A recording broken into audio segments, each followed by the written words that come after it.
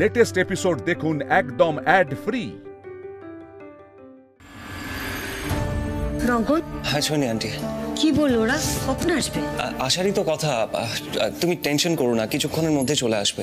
বলছি বাবা, ওই মেয়েটাকে পুলিশ ধরে নিয়ে গেছে তাই না? হ্যাঁ ধরে নিয়েছে, তবে কিভাবে কি হয়েছে আমি ডিটেলসটা এখনো জানি না। আইদা ফোন করে বললো যে এসে সব জানাচ্ছে। তবে একটা খুব ভালো খবর, পুলিশ বিন্দিকে ধরে নিয়েছে, সঙ্গে কাউকে যেতেও হয়নি, তাই ওরা মল্লারদাকে সঙ্গে নিয়ে আসছে। যাক বাবা, এতদিনে একটু নিশ্চিন্ত হতে পারলাম। না বড় বৌদি, দেখো যতক্ষণ না ছেলেটাকে নিজের চোখে দেখছি না, আমি কিছু বিশ্বাস করতে পারছি না গো। সত্যি এই কটা দিন যা গেল, সিনেমার গল্পের থেকে কোনো অংশে কম নয়। এই রঙ্গন, বলছি একবার ফোন করে দেখ না কখন আসছে। হ্যাঁ আমি থাক আর ফোন করো না বৌদি। দেখো এতদিন ধরে তো ধৈর্য ধরলাম, আর একটুখানি ধৈর্য ধরি। ওরা ভালোই ফিরে আসুক, ব্যাস তাহলেই হবে, আর কিছু চাই না। এসে গেছি বাবু। মল্লারদা, মল্লার, ঠিক আছিস তো মল্লার? বাবা আমি ঠিক আছি, কেন এরকম করছো? তোমার সামনেই তো আছি। বুঝবি না বাবা, নিজে বাবা হলে তখন বুঝবি। এটা কি হচ্ছে বলো তো? আমি তো বিশ্বাস করতে পারিনি যে তোকে আবার ফিরে।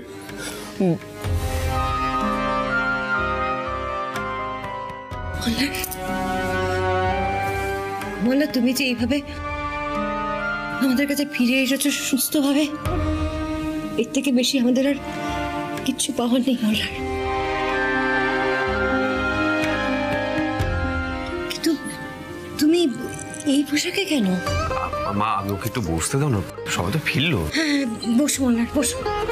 মল্লারদা সত্যি তোমার এই ঘটনাটা না জাস্ট আনবিলিভেবল। দেখেছো? দেখো দেখো সবাই কিরকম বলছে। আচ্ছা তোমরা সবাই যদি এরকম বলো, তাহলে আমি বলবো আমার ফিরে আসাটাই উচিত হয়নি। না, এরকম কথা তুমি আর কখনো বলবে না, কখনো বলবে না, বলো। আচ্ছা ঠিক আছে বলবো না, শান্ত হও তুমি। এভাবে কান্নাকাটি কেন করছো? আচ্ছা মল্লারদা, বলছি তুমি এবার বলো তো, মানে পুরো ঘটনাটা ঘটলো কি করে? সেদিন যখন আমি বাড়ি থেকে বেরিয়ে গ্যারাজে গেলাম, গ্যারাজে বেশি কোনো লোক ছিল না, একটাই লোক ছিল। তো আমি ওকে বললাম যে গাড়িটা দেখে দিতে, তো দেখে দিচ্ছিল। আমি ভাবলাম যে একাই কাজ করছে, হয়তো টাইম লাগবে, ভাবলাম যে একটু ঘুরে আসি। আমি ঘুরতেও গেলাম, ঘুরে যখন ফিরে এলাম, জানি না কেন লোকটার মধ্যে একটা অদ্ভুত চেঞ্জ দেখলাম। কি ভাই, হয়ে গেছে? হ্যাঁ হয়ে গেছে। হ্যাঁ আপনি এসে গেছেন? হ্যাঁ হয়ে গেছে। কি হলো, এরকম চমকে উঠলে কেন? না ওই একটা কথা ভাবছিলাম। বাড়ি ফিরবো বলে আমি গাড়িতে বসলাম, সেই সময় বিন্দি নিজে এসে হাজির হলো।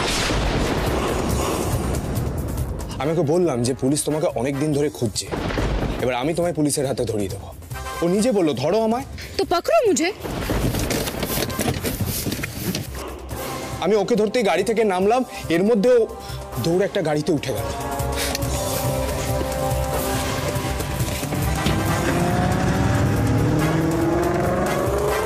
আমি ওকে ফলো করার জন্য গাড়ি স্টার্ট করলাম, ওর পেছনে ফলো করলাম।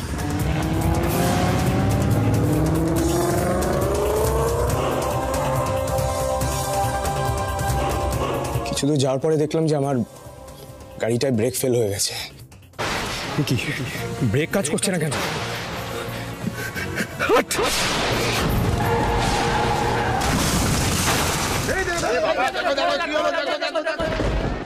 কন্ট্রোল করতে পারিনি, আর গাড়িটার অ্যাক্সিডেন্ট হয়ে যায়। তারপরে আমার আর কিচ্ছু মনে নেই।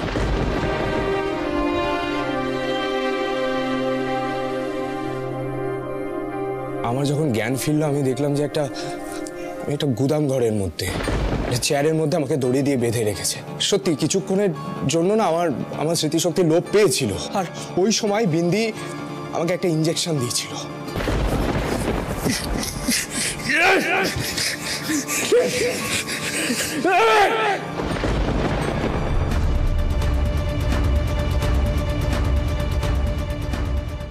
তারপর একদিন মহাদেব এলো। হ্যাঁ মানে সেই সময় আমি অত স্পষ্ট করে বুঝতে পারিনি, কিন্তু এখন বুঝতে পারছি যে ওটা মহাদেব ছিল। তবে ও কিন্তু আটকানোর চেষ্টা করেছিল, কিন্তু বিন্দি কোনো কথা শোনেনি, উল্টে ওকে যা খুশি তাই বললো, ওকে অপমান করলো। সম্ভবত তারপরেই মহাদেব তোমাদের কাছে খবর দিতে এসেছিল। আমার সত্যিই খুব খারাপ লাগছে। বিন্দির মতো খারাপ মানুষের জন্য ওই মানুষটাকে চলে যেতে হলো। যাকে কি আর বলা যাবে। আচ্ছা, বিন্দি তো একবার জেল ভেঙে পালিয়ে গেছিল। ও যদি আবার কিছু করে তাহলে তখন কি হবে? হ্যাঁ রঞ্জা, তুই চিন্তা করিস না। দেখ, বিন্দি একবার জেল ভেঙে পালিয়েছে মানে যে বারবার পালাতে পারবে তা নয়। আর তাছাড়া বিন্দিকে এবারে ভালো করে জেলখানাতে রাখা হচ্ছে এবং কড়া সিকিউরিটির মধ্যে রাখা হবে। বিন্দি কিচ্ছু করতে পারবে না, একদম চিন্তা করিস না তুই। এবারে যাই ছদ্মবেশে আসুক, যেভাবেই আসুক, আমি ওকে ঠিক চিনে ফেলবো। আর এবার না, আমি ওকে মেরেই ফেলবো একেবারে। হ্যাঁ মল্লারদা, রঞ্জা কিন্তু এটা সত্যিই পারে। ও যেভাবে মা কালীর সামনে দাঁড়িয়েছিল, তোমরা তো কেউ দেখোনি। বিন্দিকে সামনে পেলে ও শেষ করে দিত। তাই নাকি বিলু? এ তো মারাত্মক ব্যাপার। আচ্ছা আচ্ছা আচ্ছা আচ্ছা, মারাত্মক ব্যাপার, সাংঘাতিক ব্যাপার অনেক হয়েছে। এইবার আমাদের সেলিব্রেশন টাইম। ইয়ে! হ্যাঁ একদম, মানে এই প্রথম রঙ্গনে কোনো একটা প্রস্তাবে আমি সহমত পোষণ করছি। যাক, মল্লার সুস্থভাবে ফিরে এসেছে, সব আবার আগের মতো হয়ে গেছে। আর কি চাই বলো ঠাকুরপো? ঠিক বলেছো বড় বৌদি। আর যেন কোনো বিপদ আপদ না আসে, সবাই যেন সুখে শান্তিতে থাকে।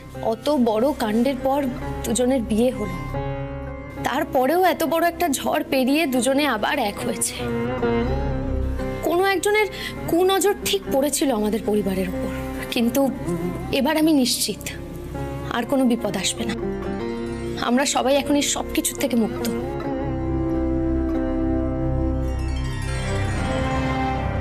এই রঞ্জা, কি হয়েছে তোমার? পিলু, আমার খুব ভালো করে মনে আছে যে তুমি আমাদের বাড়ি আসার পর থেকে আমি ঠিক কি কি ব্যবহার করেছি তোমার সঙ্গে। আর বিশ্বাস করো, আমি তার জন্য খুব অনুতপ্ত। রঞ্জা, তুমি সব কি বলছো বলো তো? দেখো, যা হয় ভালোর জন্যই হয়, তাই যা হওয়ার হয়ে গেছে, ওসব নিয়ে ভেবে লাভ নেই। আর তাছাড়া তুমি এখন আমায় কত ভালোবাসো বলো তো, আর আমরা দুজন কত ভালো বন্ধু হয়ে গেছি। সারা জীবন পরিবারটাকে এইভাবেই বেঁধে রেখো ঠাকুর, সবাই যেন ভালো থাকে। এই বলছি, রঙ্গন দাদা গেল কোথায়? এখানেই তো ছিল। সত্যি তো, কোথায় গেল বলতো? হ্যাঁ, কোথায় আবার যাবে? নিশ্চয়ই কোনো বাজে বুদ্ধি মাথায় এসেছে। এসে গেছে এসে গেছে এসে গেছে, মিষ্টি এসে গেছে। ভাই না, এই সমাজ না, আরে আমি তোমাদের সবার জন্য মিষ্টি নিয়ে এলাম। বাবা রঙ্গন, ক্যা বাত! তোকে তো মল্লিকা বেশ ভালোই ট্রেনিং দিয়েছে দেখছি। এই মিষ্টি খাও, মিষ্টি খাও। আইদা মিষ্টি খাও, মিষ্টি খাও। আরে নাও, আমি খাবো। আরে এই নাও মিষ্টি মিষ্টি মিষ্টি। এই তো, আরে মিষ্টি মিষ্টি মিষ্টি মিষ্টি মিষ্টি মিষ্টি মিষ্টি মিষ্টি মিষ্টি।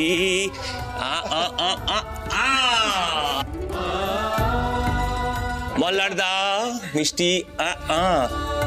তোকে না, দাঁড়া, দে দে, ওটা আমাকে দে, আমাকে দে। এটা আমাকে দে। দে দে। আরে এটা কি হলো? আচ্ছা ঠিক আছে, আমি খেয়ে নিচ্ছি। দুর্দান্ত। আবার আমাকে ছেড়ে দিয়ে চলে যাচ্ছিলে তো? আমি যেতে গেলে তুমি যেতে দেবে কেন? ও, তার মানে এখন সবটা আমার উপরে চলে এলো। ঠিক আছে, ওই জন্যই তো আমি ভেবে রেখেছি যে আমি এবার তোমাকে আঁচলে একেবারে বেঁধে রাখবো, যাতে তুমি কোথাও না যেতে পারো। আগে না হবে না, আমাদের আর কেউ আলাদা করতে পারবে না, কেউ না। পাক্কা? পাক্কা। পিলু, তুমি একটা জিনিস খেয়াল করেছো না? এখানে এমন দুজন আছে যারা নিজেদের সঙ্গী হিসেবে খুঁজে নিয়ে দুজনের মধ্যে গুজগুজ ফুসফুস কিন্তু শুরু করে দিয়েছে। দেখো না ওস্তাদজি, আমি আর ওদের কিছু বলবো না। এত কষ্টের পর দুজন আবার এক হয়েছে, তাই যত খুশি একসঙ্গে থাকুক। আচ্ছা, বলছিলাম যে এরকম একটা আনন্দের মুহূর্তে একটা গান হবে না ওস্তাদজি?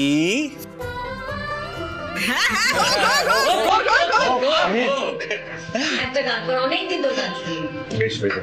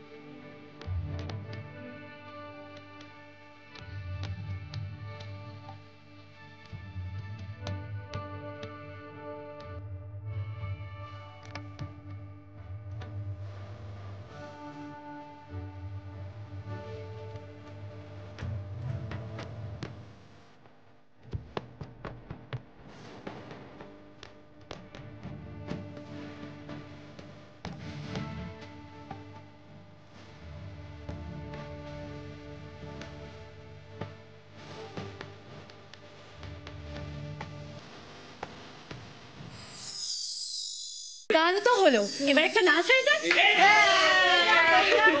নাচে নাচের মধ্যে আমি কিন্তু একদম নেই। হ্যাঁ প্লিজ। আহি, তুমি এভাবে বলছো যেন তোমাকে স্টেজ পারফরমেন্স করতে বলা হচ্ছে। আরে বাবা, আমরা সবাই একটু নাচ গান করবো, হুল্লোড় করবো, এইটুকুই তো। ঠিক আছে ঠিক আছে, ছেড়ে দাও, তোমাকে নাচ করতে হবে না। তুমি বরং একটা তোমার পছন্দ মতন গান চালিয়ে দাও, কেমন? একদম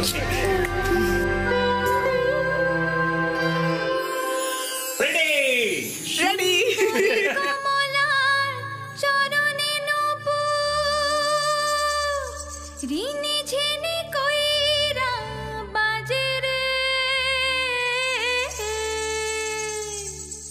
সুন্দরী কমলার চরণে নূপুর ঋণী ঝিনি কইরা বাজে রে, ভালো কইরা বাজান গো তোরা সুন্দরী কমলা নাচে।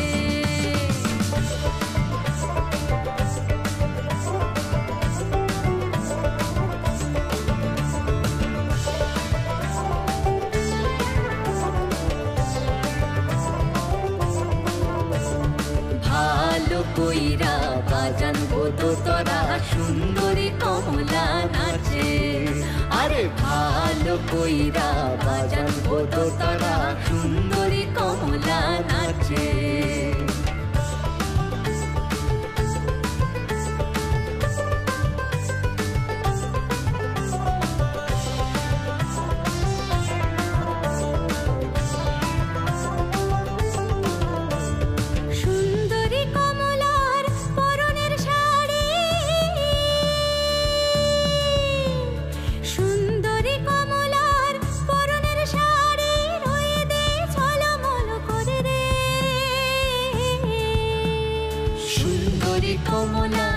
নাকের নলক টলমল কইরা তোলে রে, ভালো কইরা বাজান গো তোরা সুন্দরী কমলা নাচে।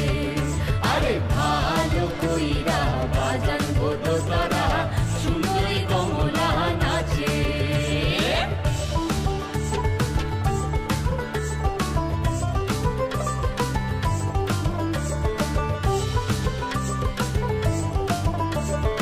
এ বাড়ি হইতে ও বাড়ি যাই রে, ঘাটা পাড় ঝিলমিল পানি রে। এ বাড়ি হইতে ও বাড়ি যাই রে, ঘাটা পাড় ঝিলমিল পানি রে।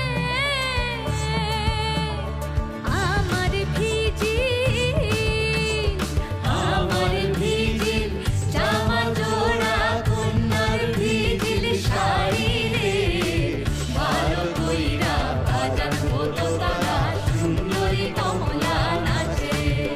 আরে ভালো কইরা বাজান গো তোরা সুন্দরী কমলা নাচে। আরে সুন্দরী কমলা চরণে নূপুর ঋণী ঝিনি কইরা বাজে রে, ভালো কইরা বাজান গো তোরা সুন্দরী কমলা নাচে। আরে ভালো কইরা বাজান গো তোরা সুন্দরী কমলা নাচে। ভালো কইরা বাজান গো তোরা সুন্দরী কমলা নাচে। আরে ভালো কইরা বাজান গো তোরা সুন্দরী কমলা নাচে।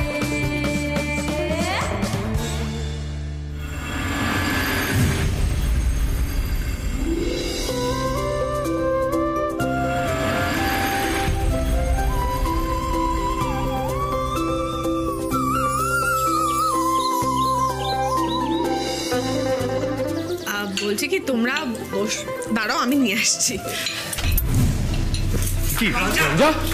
রঞ্জা, কি হয়েছে তোমার? ঠিক আছো? কি হয়েছে?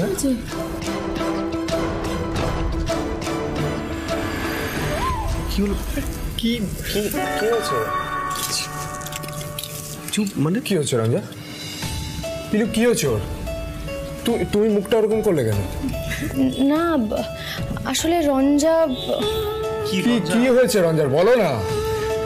না মানে তুমি। আরে আমি কি, আমি তো ঠিকই। তুই বলবে কি হয়েছে ওর? তুমি ঠিক আছো? কি বলছো নাকি? কেন এরকম হেয়ালি করছো? আমার টেনশন হচ্ছে, তো বলো না কি হচ্ছে। ঠিক আছে ঠিক আছে, আর টেনশন দিচ্ছি না। মল্লার দা, বলছি তুমি বাবা হতে চলেছো। কংগ্রাচুলেশনস। সত্যি সত্যি আমি বলছি রঙ্গন, বলছি শোন, তাহলে আমাদের বাড়িতে নতুন সদস্য আসছে তো, তার জন্য প্রিপারেশনস নিতে হবে।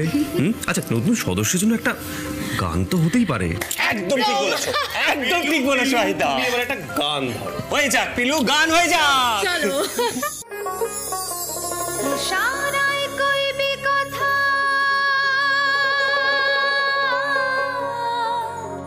গোঠে মাঠে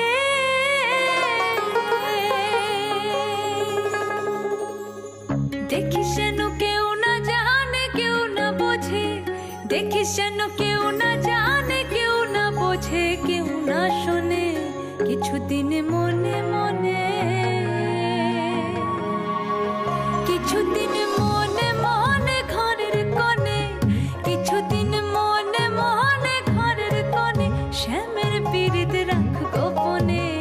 কিছুদিন মনে মনে।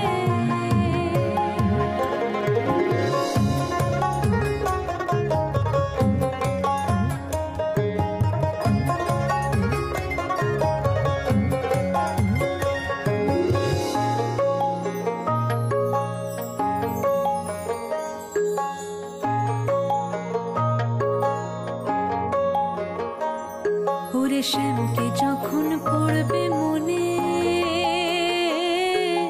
চাইবি কালো মেঘের পানে। ওরে শ্যামকে যখন পড়বে মনে, চাইবি কালো মেঘের পানে। আর রান্না শাহালে কাঁদবি বসে, রান্না শাহালে কাঁদবি বসে, ভিজে কাঠ দিয়ে উনুনে। কিছুদিন মনে মনে, কিছুদিন মনে মনে ঘরের কোণে শ্যামের পীড়িত রাখ গোপনে। কিছুদিন মনে মনে।